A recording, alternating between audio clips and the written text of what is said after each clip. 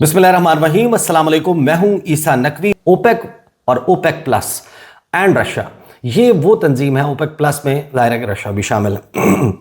ये वो तंजीम है 1960 से लेके अब तक, और ये इसको देखने के मुख्तलिफ एंगल्स हैं कि एक तरीके से ये वो तंजीम है जो सर्कुलेशन ऑफ वेल्थ है, कि सिर्फ वो तरक्की याफ्ता ग्लोबल नॉर्थ, वो ममालिक जो ऑलरेडी बहुत इंफ्रास्ट्रक्चर के अतबार से बहुत ही एडवांस तस्वुर किए जाते हैं, अमीर तरीन ममालिक हैं, उन्हीं के पास इजारादारी रहे। उस वक्त 1960 या उससे पहले ये तमाम जो मोनोपोली थी ये मगरबी ऑयल कंपनियों के पास थी। 1960 में एक तंजीम बनती है और ये फ़ैसला करते हैं कि हम, क्योंकि तकरीबन नोन जो रिज़र्व्स हैं दुनिया के, उसका 80% हमारे पास है और 40 से 50% जो है उस स्टार्ट में, क्योंकि ओपेक बनी थी और ओपेक प्लस जो है वो 2016 में बनी, तो हम 40 से 50%, और जब सिर्फ ओपेक की बात करें तो 30% जो एक्सपोर्ट्स हैं वो हम करते हैं। तो हम ये डिसाइड कर सकते हैं कि अगर हम अपनी प्रोडक्शन बढ़ा दें तो फिर आलमी मंडियों में तेल की प्राइसेस नीचे चली जाएंगी, हम अपनी प्रोडक्शन घटा दें तो तलब और रसद के कॉन्सेप्ट के तहत ये जो तेल की कीमतें हैं ये बढ़ जाएंगी और हम इन सारे मामले को कंट्रोल कर सकते हैं। तो ये जो तंजीम बनी थी, इस तंजीम ने बड़ा जो है वो बेहतरीन कोऑपरेशन के साथ ये सब कुछ किया। मुत्तहिदा अरब अमारात के अपने गिले शिकवे ज़रूर थे, लेकिन जब 2021 में ये सब कुछ करना शुरू किया जो बाइडन ने, अमेरिका ने, सऊदी क्राउन प्रिंस मोहम्मद बिन सलमान के साथ,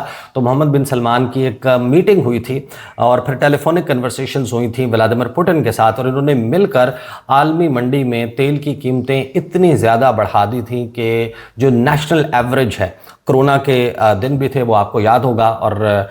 उस वक्त जो है वो जो गैसोलीन की जो पर गैलन प्राइस है अमेरिकन पेट्रोल पंप्स पर, जो एवरेज है वो $5 से क्रॉस कर गई थी। सो मच सो कि अमेरिका ने अपने 792 मिलियन बैरल का जो उनका स्ट्रेटेजिक पेट्रोलियम रिजर्व है, उसमें से 300 से 400 मिलियन बैरल जो है उनको मार्केट में जो है वो जारी करना पड़ा जो बाइडन को। और फिर जो बाइडन को पूरी दुनिया ने देखा कि वो शख्स जो ये कह रहा था कि मैं मोहम्मद बिन सलमान को पराया ऑफ द वर्ल्ड बना दूंगा, अछूत बना दूंगा, कोई इसको मुंह नहीं लगाएगा, वो घुटनों के बल रेंगता हुआ जुलाई 2022 में, सिर्फ एक साल में वो गया। उसने जाकर मोहम्मद बिन सलमान के साथ जो जद्दा एयरपोर्ट के ऊपर उनका इंटरेक्शन है, जिसमें वो हाथ पे हाथ मार के जो है वो मिला, और उसके बाद स्लीपी जो है, जिसको कहा जाता था उस वक्त के जो डोनाल्ड ट्रंप उनको तनकीद का निशाना बनाता था कि ये घुटनों के बल बैठ कर रेंग कर गया है, और ये अपने हाथ में एक गैलन जो है वो एक डब्बा उठा कर गया और ये भीख मांग रहा है उसी मोहम्मद बिन सलमान से, जिसको उसने पराया ऑफ द वर्ल्ड बनाना था कि तू तेल की प्रोडक्शन जो है उसका इजाफा कर, ताकि हमारी जो इस वक्त महंगाई की सूरत हाल है वो नीचे आए। और पूरी दुनिया ने देखा कि ये एग्जैक्टली हुआ। लेकिन आज मुत्तहिदा अरब अमारात क्या कर रहा है? मुत्तहिदा अरब अमारात जो है उसने जब ये फैसला किया कि हम ओपेक और ओपेक प्लस से निकल रहे हैं, इसका मतलब क्या है? इस वक्त अगर आप देखें तो मोहम्मद बिन सलमान, उनका मुल्क सऊदी अरब, वो लीड करता है, वो दुनिया का सबसे बड़ा एक्सपोर्टर है, वो और रूस। लगभग 8.96 8.98 मिलियन बैरल रिस्पेक्टिवली जो ऑयल है वो एक्सपोर्ट करते हैं डेली। ये मिलियन बैरल्स की बात कर रहा हूँ मैं, 8.96 मिलियन बैरल पर डे, यौमिया। जब आप इसको ज़रब देते हैं 365 दिनों के साथ तो ये 3 अरब 27 करोड़ बैरल सालाना बनता है। और अगर आज आप बात करें कि ये अंदाज़ा लगा लें कि $100 फी बैरल अगर तेल की कीमत है और 3 अरब 27 करोड़ बैरल सऊदी अरब जो है वो एक्सपोर्ट करता है, तो इस साल उसका रेवेन्यू या उसकी जो कमाई होगी तेल से, अपनी ऑयल की एक्सपोर्ट से, तो वो लगभग मिलाकर बनेगी 327 अरब डॉलर बनेगी। ये इतना बड़ा ऑयल रेवेन्यू है और इससे सऊदी अरब अपना मुल्क चलाता है। 87% जब आप जाकर इसको स्टडी करते हैं तो आपको पता चलता है कि जो सऊदी अरब का इन्हसार है तेल की एक्सपोर्ट्स पर, और विजन 2030 इसीलिए है कि हमने तेल से इन्हसार हटाकर सियाहत पर ले जाना है, इन्वेस्टमेंट सरमायाकारी के ज़रिए, फिर प्रोडक्शन और टेक्नोलॉजी और स्पोर्ट्स और इवेंट्स, और हम ये सब कुछ करेंगे और हम बड़े डाइवर्सिफाई कर लेंगे अपनी इकॉनमी को। लेकिन उसके लिए फ़ंड कहाँ से आना है? वो इसी तेल से आना है। तो محمد بن سلمان جو ہیں ان کے حکومت کا 87% جو ٹوٹل اخراجات ہیں، جو بجٹ ہے، جو اس کی فلاحی ریاست ہے، یا جو لوگوں کو بہت زیادہ جو ہے وہ ان کے ہاں خوشحالی ہے، وہ فنڈ ہوتی ہے ان کے آئل ریونیو سے۔ اب آپ اسی کا آن دا فلپ سائڈ آپ دیکھیں، جو یہ اوپیک اور اوپیک پلس ہے، یہ اپنے ممالک کے ساتھ مل کر آئل کی پروڈکشن گھٹا کر بڑھا کر دنیا میں آئل پرائسز کو کنٹرول کرتے ہیں۔ اگر متحدہ عرب امارات جو اپنے طور پر بھی ایک بہت بڑا ہیوی ویٹ ہے اور بڑا امپیکٹ کریٹ کر سکتا ہے عالمی مارکیٹ پر، لیکن اگر وہ بارش کا پہلا قطرہ ثابت ہوتا ہے اور دیگر کچھ ممالک کو ساتھ ملا لیتا ہے، اس جنگ کے آغاز سے پہلے $70، $75، $65 فی بیرل جو ہے وہ تیل کی پرائسز چل رہی تھی، اور یہ جنگ اوور ہونے کے بعد متحدہ عرب امارات بازو مروڑ سکتا ہے سعودی عرب کا، وہ اس طریقے سے کہ وہ اپنی جو پروڈکشن کیپیسٹی ہے اس وقت وہ لگ بھگ 2027 تک جا کر اس کی ہو جائے گی 5 ملین بیرل۔ اس وقت 4.8 ملین بیرل یومیہ اس کی کیپیسٹی ہے، اور سعودی عرب اور یہ جو سارے ویانا میں بیٹھ کر، آسٹریا میں بیٹھ کر یہ سارے فیصلے کرتے ہیں، انہوں نے ایک کیپ لگایا ہوا ہے کہ متحدہ عرب امارات جو ان کی جو اماراتی انویسٹمنٹ ایجنسی ہے، اس نے یہ بتایا، جو ایڈنوک جو متحدہ عرب امارات کی نیشنل آئل کمپنی ہے، Abu Dhabi national oil company ایڈنوک جو ہے، وہ اس نے جتنی انویسٹمنٹ کی ہے اس نے اپنی کیپیسٹی اب 5 ملین بیرل سے بڑھا دینی ہے، لیکن اس کو کہا یہ گیا کہ آپ 2.7 ملین بیرل یومیہ، یعنی کہ 27 لاکھ بیرل یومیہ سے زیادہ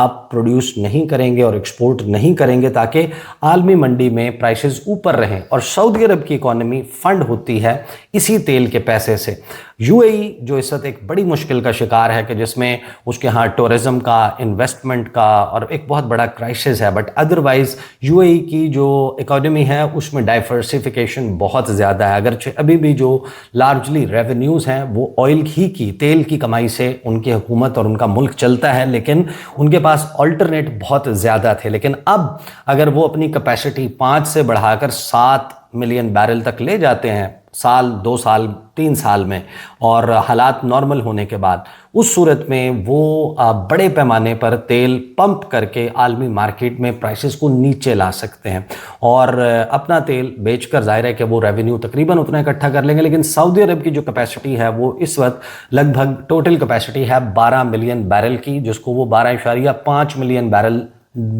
روزانہ تک لے کر جانا چاہتے ہیں سال 2027 تک، اور ان کو اپنی کیپیسٹی بڑھانے میں بھی اتنا ہی وقت درکار ہوگا، اور اس دوران جو عالمی مارکیٹ ہے اگر اس میں آئل پرائسز کنٹرول کر کے یو اے ای نیچے لے جاتا ہے تو اس صورت میں ایک بہت بڑا سیٹ بیک ہوگا سعودی عرب کا۔ یہی اندازہ لگا لیں کہ اگر 65-70 بیرل جو ہے وہ